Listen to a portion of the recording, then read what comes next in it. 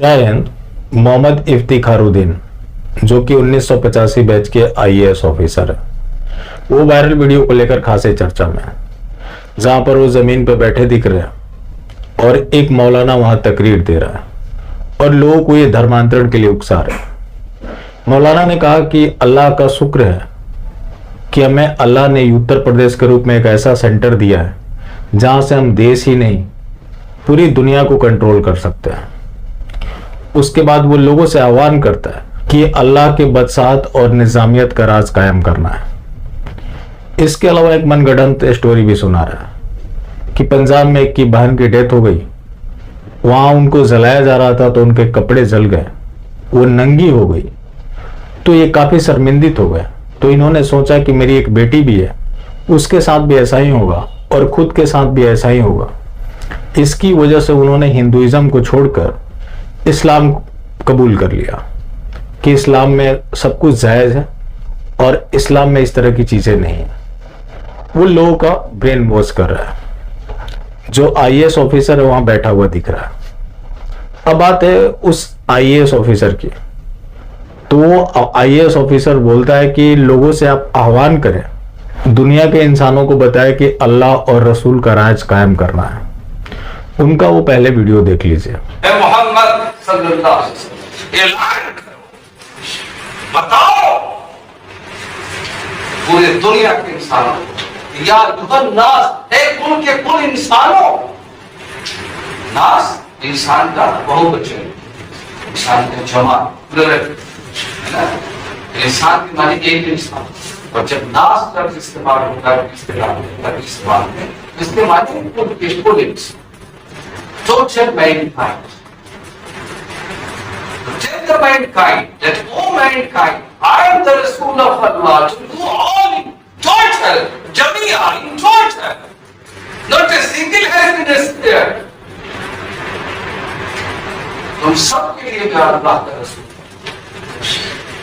अब तो कोई रसूल मिला, तो कोई नबी मिला, आदम is the seed of all prophets. Then कौन करेगा दावत की व्यवस्था? जो इसके ऊपर जो अल्लाह और आखिरत पर ईमान रखता है और हम कहते हैं मुश्किल सीधा नीचे भी बचा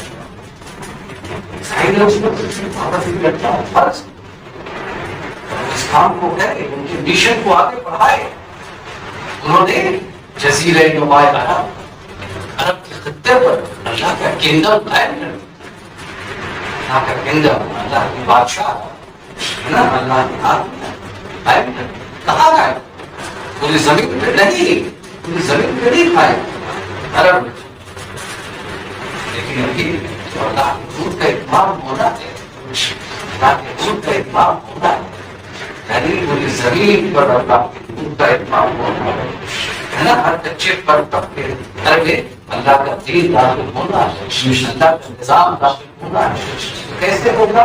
यहाँ इंसान बैठे इनको काम करना चाहे, इनको भी काम करना चाहे, नहीं करेंगे तो अल्लाह इनको जरूर पकड़े, है ना, इनको जरूर पकड़े। अल्लाह ने पिछले दिनों पंजाब के भाई ने इस्लाम कबूल किया तो मैंने उनको दावत नहीं दी थी। अलबत्ता हम लोग जाते हैं और मुतल्लिक़ में काम करते हैं, मैंने मतलब सिखों में ईसाइयों में काम करते हैं। उन्होंने इस्लाम कबूल किया, मैंने कहा कि इस्लाम कबूल करने के लिए क्या चीज दरिया करनी, तो उन्होंने कहा मेरी बहन की मौत, उसका बहन की मौत दरिया मैंने इस्लाम कबूल करने के लिए बोले जी बताइए। कहने लगे जब उसको जला रहे वो कपड़ा जब जल गया तो बहना हो गई, नंगी हो गई, सब लोग देख रहे थे, मुझे बहुत शर्म आई, मैं बाहर निकल गया।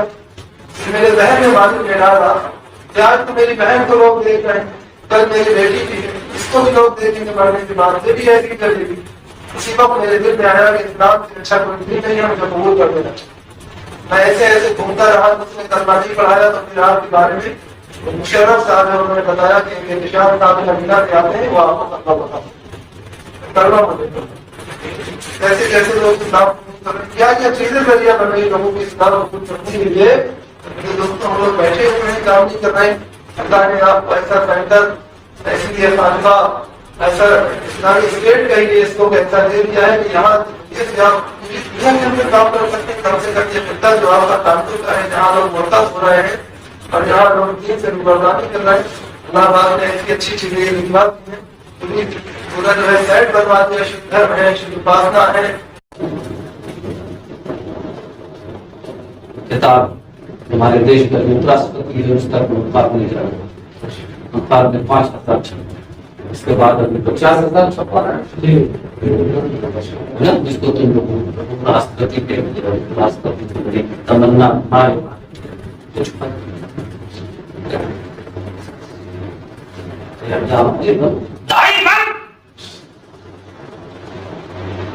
अल्लाह तो ताई पर चमका चमका है ना, पूरी दुनिया थे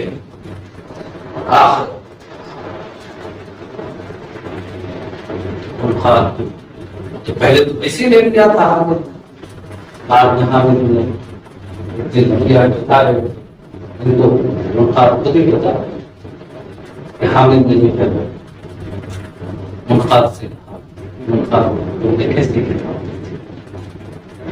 किसने लिखी के बारे में उनके जानने वाले ऐसे ऐसे मेरा भी नाम बता दिया, तो मानते नहीं बता देते।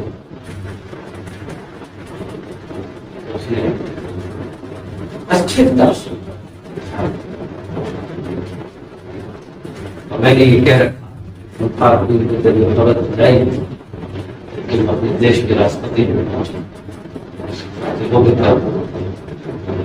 कोई भी दुनिया से करने के नहीं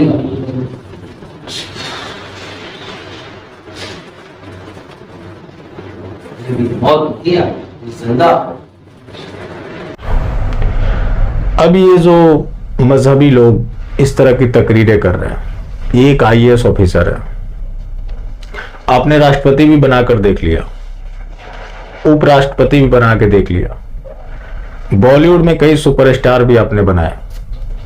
सुपरस्टार लोग खुद नहीं बनते, लोग बनाते हैं, क्योंकि लोग उनको पसंद करते हैं, उनके लिए टिकट खरीदते हैं और उनके लिए सिनेमा हॉल भी जाते हैं, जिसकी वजह से कोई सुपरस्टार बनता है। लेकिन किसी ने भी खुद को जिहाद से अलग नहीं रखा।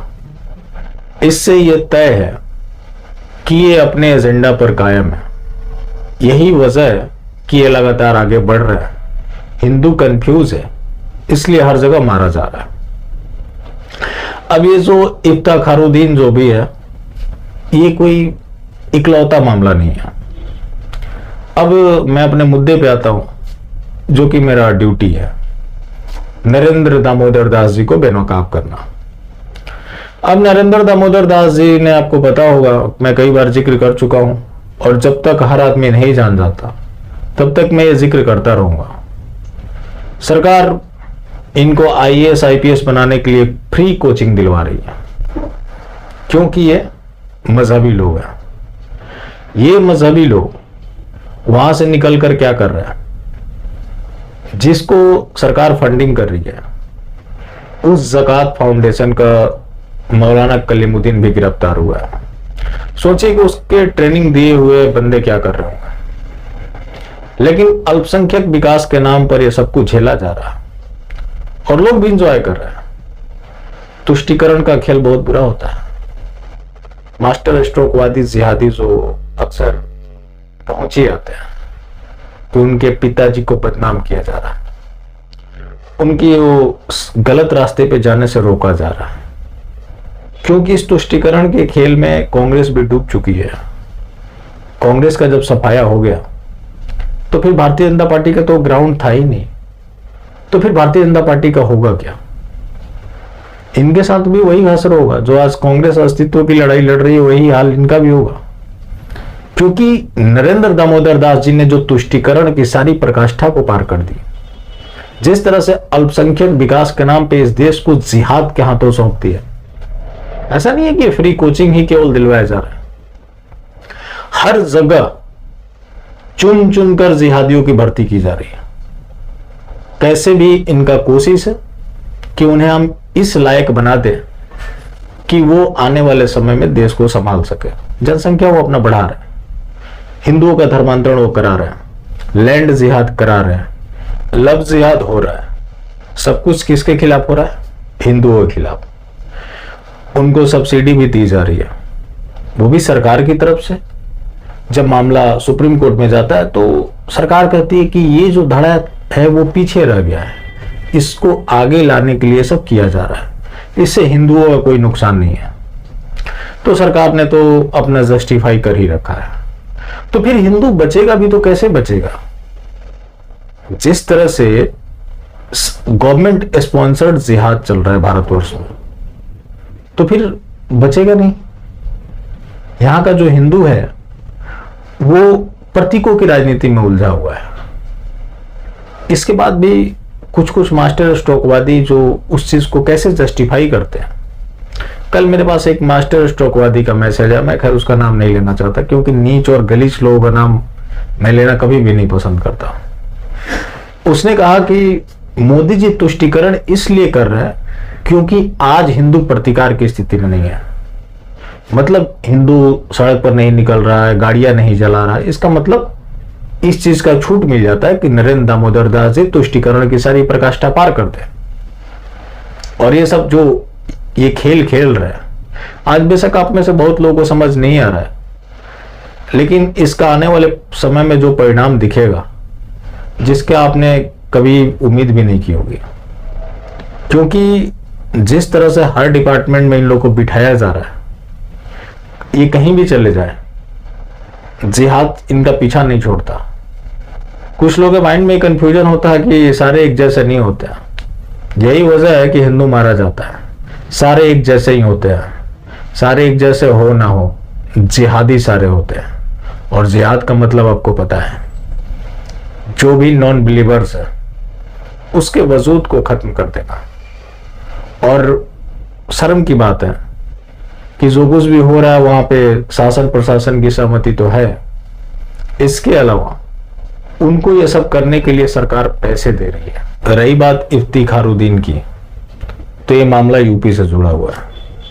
और आप जानते हैं कि वहां बाबा है, बाबा के नगरी में ना देर है ना अंधेर है। एसआईटी का गठन हो चुका है, 7 दिन का समय दिया गया। एसआईटी 7 दिन में अपना रिपोर्ट सौंपेगी, उसके बाद इनके ऊपर विधिवत कार्रवाई की जाएगी। अगर ये वायरल वीडियो सच है तो फिर बाबा का बुलडोजर कहीं भी चल सकता है। जैसा कि आप जानते हैं, बाबा के बुलडोजर के ऊपर तो कम से कम शक नहीं किया जा सकता। बाकी जो मास्टर स्ट्रोकवादी हो तो खैर मास्टर स्ट्रोक ढूंढते रहेंगे। जिंदा रहे तो फिर मिलेंगे, बाकी जिंदा रहे तो फिर मिलेंगे, और मिलते रहेंगे तो जिंदा रहेंगे। मिलना जुलना जारी रखते हैं, लेकिन हाँ, मास्टर स्ट्रोकवादी बिल्कुल भी ना हो। जय हिंद।